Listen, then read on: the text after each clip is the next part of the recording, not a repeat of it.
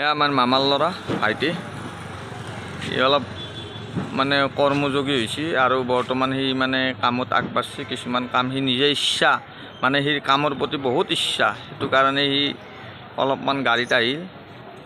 গতিকে এই কামখিনি মানে সি অলপমান আগ্ৰহ দেখা পাই মই বহুত আনন্দিত হৈছোঁ। এনেকৈ আগ্ৰহ থাকিলে মানে ঘৰৰ কাৰণে মাক দেউতাকে অলপ কমকৈ কষ্ট পাব আৰু মাক দেউতাক সকাহ দিব লাগিব নহয়। সদায়তো আৰু একে থাকিলে নহ'ব, ডাঙৰ দীঘল হৈ আছে, লাহে লাহে ভৱিষ্যতৰ কথা আছে। এনেকৈ অলপ অলপকৈ কৰিলে মানে সি ভাল হ'ব বা অভ্যাস হ'ব কাম কৰা। কামৰ প্ৰতি আগ্ৰহ থাকিব লাগে। মানে এইটো শ্বৰ্ট ভিডিঅ' কৰি গ'লেও তাৰ জীৱনৰ কথা আছে। সি অলপ কাম কৰা অভ্যাস কৰাটো তাৰমানে তাৰ কৰ্তব্য এইটো বা তাৰ এইটো বাধ্যতামূলক।